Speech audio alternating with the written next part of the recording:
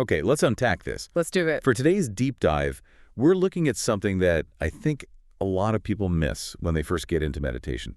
We're looking at the path to what the text called jhana, these states of really profound mental absorption, and then, what comes after liberation or quenching. Right, and what's so fascinating and what we're going to dig into is how the source texts present this as a systematic training program. It's not vague or philosophical. Not at all. It's more like a conditioning regimen for an Olympic athlete, but the sport is mental clarity. The text lay out the precise steps you have to take to get there. And here's the kicker, the big surprise for so many people. The path doesn't start when you sit down on the cushion to meditate. No, not even close. It starts with your day-to-day life, with your moral behavior. Yeah. The ability to actually unify your mind to these deep states is completely 100% dependent on what seems like a really mundane prerequisite, ethical conduct, kindness, and just a massive amount of mental restraint. That's the whole game. It's a holistic system where your external life directly fuels or starves your internal state. So that's our mission today, right? Yeah. To trace that blueprint. Exactly. The path is structured, it's progressive. It begins with what's called right view, basically, getting the intellectual map right. And that flows directly into right thought. But, and this is the crucial part, those intellectual ideas have to translate immediately into action. Into how you live your life. Yes. Into right speech, right action, and right livelihood. The ethical stuff. It really is the foundation, isn't it? Yep. I mean, you can't build a skyscraper, which is what a state of deep concentration kind of is. You can't build that on quicksand. Perfect analogy. You just can't.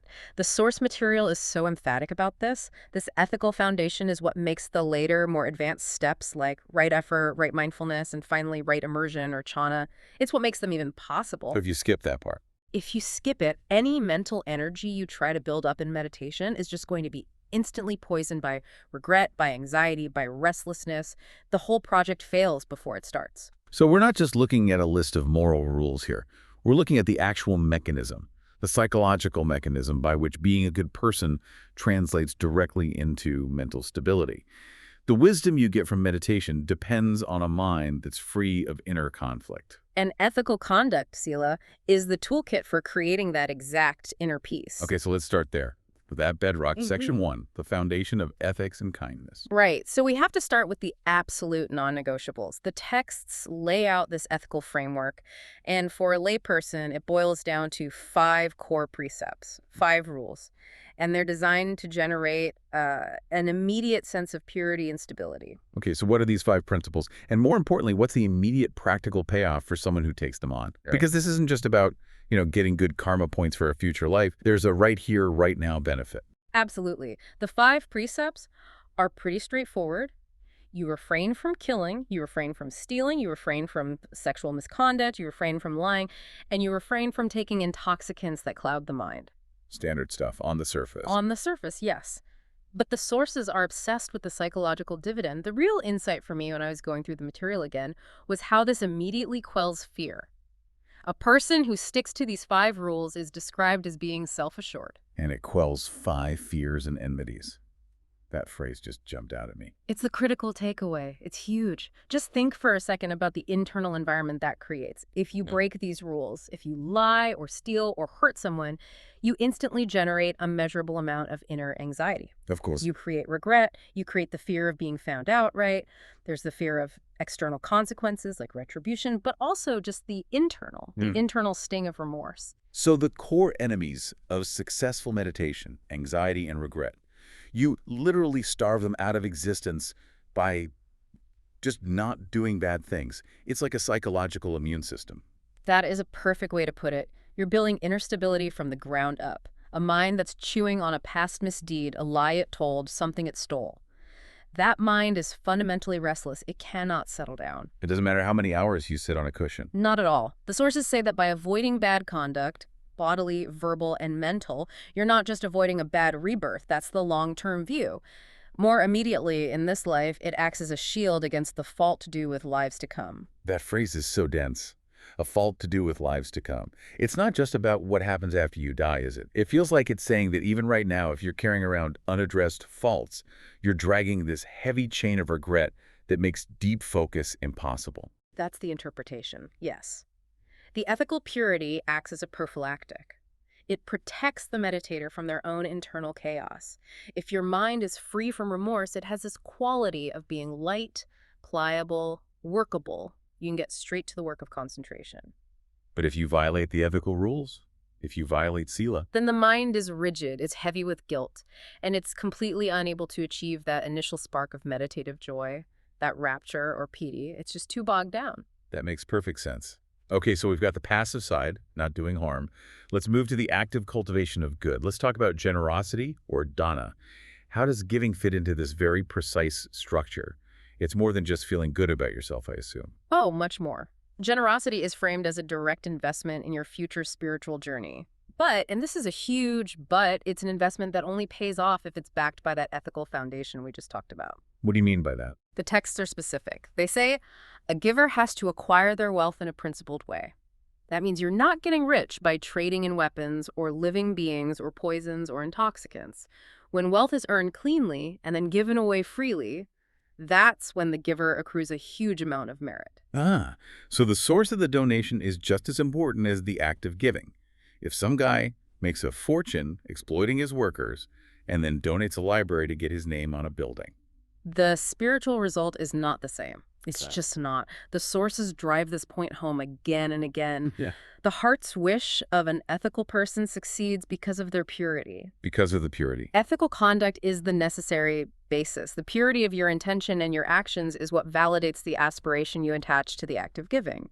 Without that purity, a big donation might get you some worldly fame, sure, but it's not going to be effective in creating a better spiritual starting point for yourself down the line. And people really did have these incredibly specific goals. The examples in the text are amazing people hoping to be reborn with, what was it, egg-born dragons, or gods who looked in fragrant roots. Aren't they colorful? It shows a very goal-oriented approach. People would perform these good deeds giving food, water, clothing, all while holding the thought, if only after I die I could be reborn in the company of these long-lived, beautiful, happy beings. It's just such a powerful illustration of how skillful action, like giving, when it's combined with that pure, non-regretful foundation, literally becomes the mechanism for deciding your own future. You're accumulating goodwill, and that goodwill dictates the trajectory of your consciousness. Generosity provides the positive fuel, while ethics removes the negative fuel of regret. Together, they clear the path. Which brings us to the next layer of this ethical practice, the active cultivation of universal kindness and compassion. The Brahmā viharas, or the divine abodes. Right. So if sīla, the basic ethics, is like a passive shield that stops you from creating new problems, then mettā, or kindness, must be the active force of purification. That's a great way to think about it. These four practices, cultivating loving kindness, mettā, compassion, karuna, sympathetic joy, mudita, and equanimity, upekkha. These are intensive mental training exercises that you layer on top of your ethical base. They basically force your mind to adopt a stance that is completely incompatible with the major mental obstacles. And mettā, that universal loving kindness, is singled out as a specific escape route from one of the most stubborn mental blocks there is, ill will. Yes, the text is explicit. Developing the heart's release through compassion is the escape from thoughts of harming. It's a direct, full frontal assault on the hindrance of ill will, which is one of the 5 big obstacles that block jhana. So it's a simple equation. If your mind is actively generating profound kindness, it's just correct. It's psychologically impossible for it to also be generating malice or resentment at the same time. They can't coexist. One pushes the other out. So ethical purity removes regret. And now mettā removes ill will. Both are huge, immediate roadblocks to concentration. And the list of benefits for practicing mettā is it's exceptional. It's this amazing blend of external protection and internal development. The text gives 11 benefits. We often hear about the peaceful ones. You sleep well, you wake up easily, you don't have bad dreams. Humans and even non-humans love you. Deities protect you. All great things. All great things. But for our deep dive today, the most critical benefit is the one near the end of the list. The mind quickly enters immersion. Jhana. There it is, the structural link, right there in black and white. The practice of profound, pervasive kindness is the rocket fuel for concentration. It clears out all the emotional turbulence, all the static that prevents the mind from settling. Think about it. A mind that is constantly judging, fighting, fearing, it's burning energy. Mettā is a mental state of profound safety. of non-contention. And in that safety, the mind can finally relax its guard and unify. It happens almost effortlessly. And the text says that even if you don't reach the absolute highest goal in this life, The sheer purity and power of that metta practice ensures a favorable outcome. You're guaranteed a rebirth in a realm of divinity. It removes that internal resistance, that friction of malice, allowing the mind to stabilize and prepare for what comes next. okay, so this is huge. We've cleaned up the past with our ethical conduct, so there's no regret. We've stabilized our emotional state in the present with kindness, so there's no ill will. Now we have to deal with the constant inflow of new information. We move to the next crucial foundation, sense restraint. This is the front line. If ethics deals with the baggage of the past, restraint deals with the chaos of the present moment. And this isn't about, becoming a hermit and ignoring the world.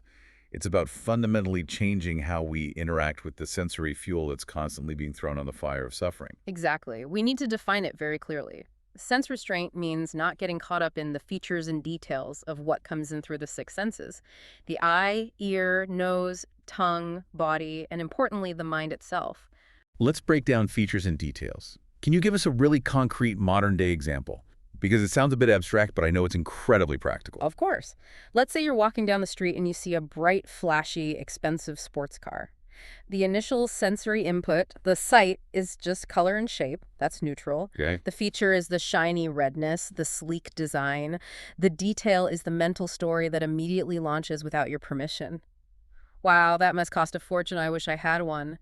The guy driving it is probably a jerk. My neighbor has one, and I feel so jealous every time I see it.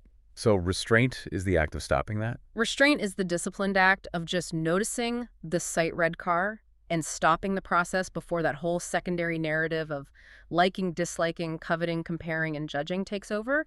You're guarding the doors of your perception. So an unrestrained mind immediately turns raw data into personal drama, greed, aversion, jealousy.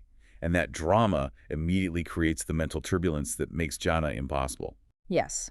And the texts are dire about the consequences of failing to do this. If the sense faculties are left unguarded, it says that bad, unskillful qualities of covetousness and displeasure would become overwhelming. You are actively, in real time, generating the very mental states, greed, and aversion that the entire ethical foundation was designed to eliminate in the first place. It's like you're mopping the floor while leaving the faucet running. Perfectly put. And the sources trace this out in a very detailed, inescapable chain of suffering that is directly linked to this lack of restraint. It's like a formula for generating endless misery. Walk us through that formula. How does it work? Okay, so it starts with a lack of sense restraint. That lack of restraint directly fuels the three kinds of misconduct actions of the body, speech, and mind. So you see something you want, you don't restrain yourself, and you either say something, do something, or think something to try to get it. Exactly. That misconduct then directly fuels the five hindrances: sensual desire, ill will, sloth, restlessness, and doubt. Those hindrances, if you let them fester, then fuel ignorance, the basic misunderstanding of how reality works. And that ignorance, finally, fuels the deep-seated craving for continued existence. It's a chain reaction. So if you don't practice sense restraint, you are actively pouring gasoline on the fire of your own suffering. You're ensuring that the whole cycle just keeps churning forever. It's like a maintenance plan for misery. It is. Which brings us to the whole point of restraint. The cessation of what the texts call relishing. Relishing. I like that word. It's a great word. The sources say that if a person does not approve, welcome, or cling to all the likable, desirable, pleasant, sensual things that come through the senses, sights, sounds, smells, even ideas, then relishing ceases. And when relishing ceases, suffering ceases. That is a staggering claim. The end of suffering isn't tied to getting rid of the car or the sound or the pleasant feeling. It's tied to getting rid of the clinging response to it. It's the attachment. The relishing is what transforms a neutral experience of feeling into the category of suffering. A feeling arises from sensory contact. That's unavoidable. The suffering, however, arises from how we interpret and then grab onto that feeling. And how does the unrestrained mind react to the different types of feelings? The texts break it down. When you experience a pleasant feeling, the default unrestrained reaction is to approve of it, to cling to it. And that feeds the underlying tendency of greed. Okay. And a painful feeling. When you experience a painful feeling, physical pain, sadness, disappointment, The default reaction is to lament, to sorrow over it. And that feeds the underlying tendency of repulsion, of hatred. And what about neutral feelings? The ones we barely notice. That's the most subtle one. When we experience a neutral feeling, the default is to just not understand its nature. We don't see that it's also impermanent, that it comes and goes, and that failure to understand feeds the root of ignorance. So sense restraint, when it's practiced consistently, and it's supported by that non-regretful mind we built with ethics, it's the moment-to-moment practice that allows us to starve greed, hate, and delusion. It's where the spiritual battle is actually fought. This is the action phase. But here's the thing. Restraint, based on pure willpower, is exhausting. It's not sustainable. For restraint to actually work long-term, it has to be supported by deep intellectual clarity, by insight. You need to know why it's not worth clinging to that pleasure. You need to see it clearly, which brings us to the insight that underpins the whole practice. Understanding the nature of the aggregates. We have to know what it is we're guarding our senses against. Right, so what are these 5 grasping aggregates, and why is understanding them the key to successful restraint and eventually liberation?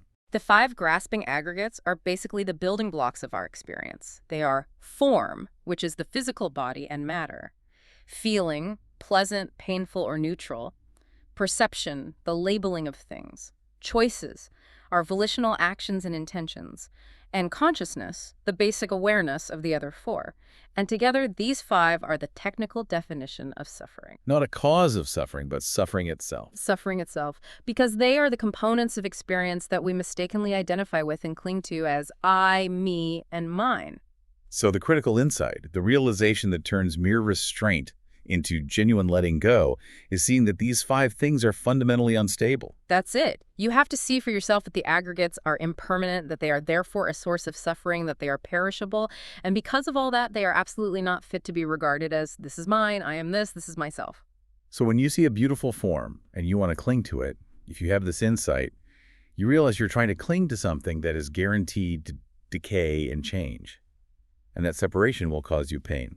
Seeing that clearly makes letting go feel rational. It's not a sacrifice, it's just common sense. I really see the structure now. Ethical purity gets rid of the anxiety from past clinging. Sense restraint cuts off the fuel for present clinging. And this insight into impermanence is a logical reason why you keep that fuel line cut. Exactly. So with all that in place, what is the precise definition of ignorance in this system? Ignorance is defined very precisely. It's the failure to see the whole picture of these 5 aggregates. The failure to understand their origin, their ending, the temporary gratification they offer, the inherent drawback or suffering built into them, and the escape from them.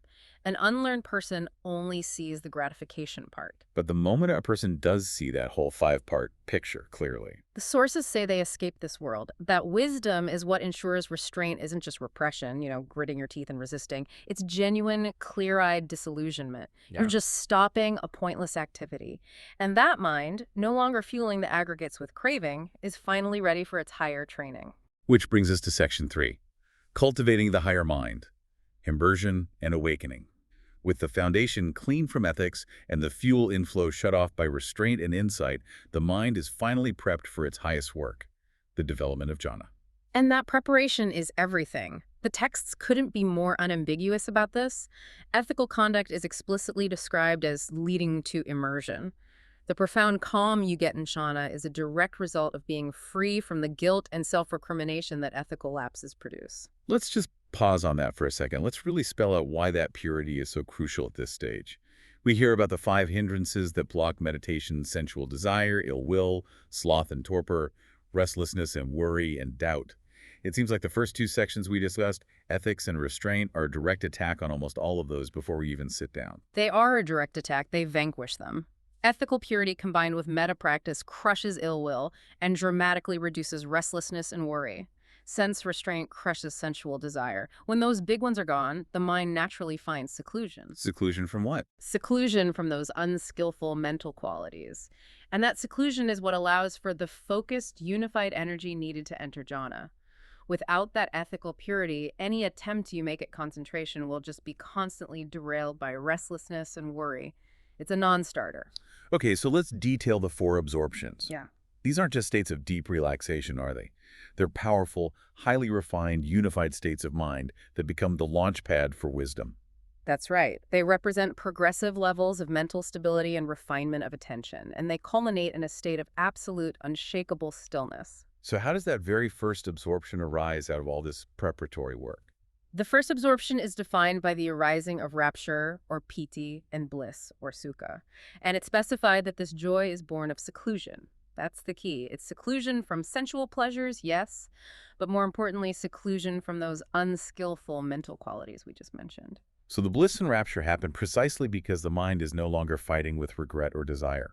For the first time, it's experiencing a joy that is completely independent of the outside world. It's generated from within. So that key, the rapture, it's like the psychological reward for all the hard work of ethics and restraint. Yeah. The mind is so relieved to be free of conflict that it generates this almost physical sense of joy. That's it, exactly. It's the mind realizing, I'm finally safe, I'm finally clean. But in this first stage, the mind still needs some active engagement. The text says you're placing and keeping the mind connected. It's like a toddler learning to walk. You still have to consciously direct it and keep it on track. But that active direction falls away in the second jhana. That must signal a much deeper unification. A profound leap, yes. In the second absorption, that initial mental effort of placing and keeping the mind on the object, it just stops. It's no longer necessary. The rapture and bliss are now described as being born of immersion itself. The mind is unified, it has internal clarity, it's at one. It no longer needs to be directed. It rests naturally, it's stable on its own. The texts use this beautiful simile of a deep lake fed only by an underground spring. No water comes in from the outside. The water of the spring just completely pervades and suffuses the entire lake from within. So the person in the second jhana is just saturated with this internally generated joy. Completely. There's no part of their body that isn't touched by it. The joy is now stable and self-sustaining. And the third absorption, that marks another big shift. It moves away from that intense rapture into something calmer. It's a necessary refinement. As pleasant as rapture is, it's still a pretty energetic, almost exciting feeling. It can be a subtle distraction in itself. So in the third absorption, that rapture fades away. The meditator is left with equanimity, mindfulness, and a much more tranquil form of bliss, or sukha, free of the wilder energy of rapture. So it's like moving from excitement to a state of profound contentment. That's a perfect description. The pleasant feeling still permeates the body, but it's accompanied by this deep equanimity, upekkha. The mind is becoming less and less reactive, even to its own internal states of pleasure.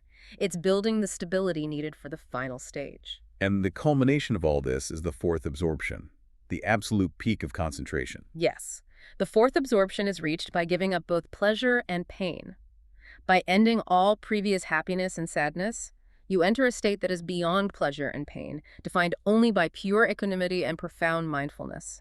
The texts say that in this state, even the breath can appear to stop. The whole physical process becomes incredibly stilled. This is the summit of samādhi.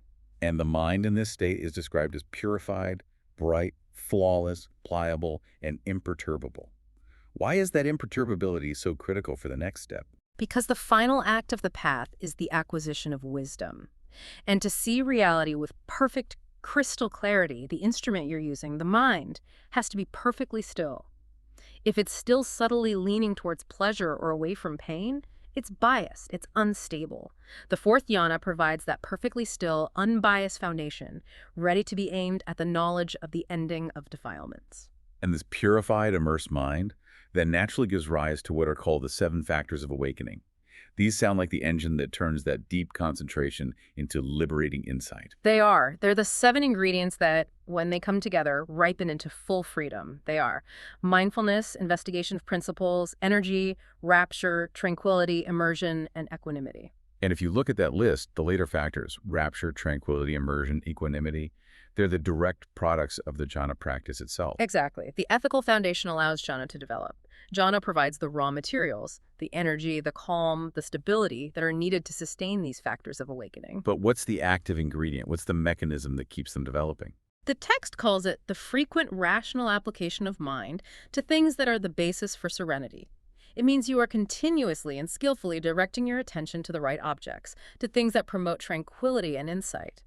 This sustained, skillful focus is what fuels the whole process. So if ethics was the passive removal of obstacles, this is the active, continuous developmental work that keeps the mind moving straight toward insight. That's it. And when these 7 factors are fully developed, they rely on seclusion, on fading away, on cessation. And when they are fully cultivated, they fulfill one final purpose. They bring about knowledge and freedom. The culmination of the entire path. So let's talk about that final result. Knowledge, freedom, and quenching. What does that final attainment look like when that mind, purified and steadied by jhana, is finally turned towards wisdom? When that mind immersed, purified, bright, flawless, pliable, steady, and imperturbable is extended toward the knowledge of the ending of defilements, that's the moment of truth. It's the moment the mind realizes with absolute certainty that the internal work is finished. And what exactly is revealed in that flash of knowledge? Is it some new cosmic secret, or is it just seeing the Four Noble Truths with a radical new clarity? It's that radical, irreversible clarity. It's seeing the Four Noble Truths suffering, its origin, its cessation, and the path, not as a concept, but as your own direct experience. It's seeing the truth of the defilements themselves, that fundamental ignorance we talked about, the idea that the 5 aggregates are permanent or satisfactory or me, that idea is just utterly, permanently dissolved. And the declaration that follows that insight must be the most profound statement anyone could ever make. It is. It's the declaration of unshakable freedom. My freedom is unshakable. This is my last rebirth. Now there'll be no more future lives. The mind is freed from the 3 root poisons: greed, hatred, and ignorance. The entire cycle of cause and effect that kept you trapped has been broken. And that final state, nibbana, or quenching, Right. it sounds like the literal opposite of that burning fire of craving we were discussing earlier. That's precisely what it is. It's described as being cooled, freed of all attachments. When desire fades away completely, one is freed. It's the final ending of all the fetters that lead to rebirth. A liberated person is one whose greed, hate, and delusion are just gone. The striving, the burning, the anxiety, the entire mental storm that this path was designed to calm is permanently extinguished. There is nothing left to do. Wow. So if we synthesize this whole systematic journey for you, the listener, it really comes down to this. The traditional blueprint for awakening is all about cause and effect. Ethical action, kindness, right speech, honesty. It's a literal fuel reduction plan. I like that. It's the mechanism that stops you from creating anxiety and regret, which are the primary obstacles that make deep concentration impossible. And once you've built that clean, non-remorseful foundation, you can move to the next vital step, restraint, which cuts off the present moment inflow of suffering by stopping the mind from relishing and clinging to every little thing that comes through the senses. So you're not adding new fuel to the fire. And by creating that internal seclusion, that non-contention, the mind naturally becomes concentrated enough to develop jhana. That deep, purified immersion provides the absolutely essential, stable, pliable platform for insight to arise. And it's that jhana state that then enables the final transformative knowledge into the impermanent nature of everything, which leads directly to the end of all suffering. It's a remarkable flowchart. The Noble Eightfold Path, which culminates in right immersion, or jhana, is the practice that structurally and naturally leads to that complete cessation. It's not just a collection of nice ideas, it's an engineering schematic for enlightenment. And the sources have such a beautiful metaphor for how inevitable it all is, once you set up the conditions. They do. They say a person who develops the Eightfold Path naturally slants, slopes, and inclines to extinguishment in the same way that the river Ganges naturally flows east towards the ocean. Once you fulfill the preparatory conditions, ethics, and restraint, the final result isn't a struggle. It's just the natural direction the mind takes. So what does this all mean for your life today? We've seen in, I think, exhaustive detail how ethical behavior and kindness lead directly to the mental stability you need for these deep transformative states. We've established that a lack of sense restraint is just constant fuel for suffering, and that it blocks clarity. So my final question for you to consider is this. Given that you now know that a simple act of restraint can cut off that fuel flow, what single small act of sense restraint could you implement today? Just one. Just one. Maybe it's stopping that secondary mental story every time you scroll past an image on social media. Or maybe it's just truly pausing before you react to a piece of gossip you hear. What one thing could you do to stop giving fuel to the cravings that block your clarity? Begin there and just watch how quickly your mind responds by settling down.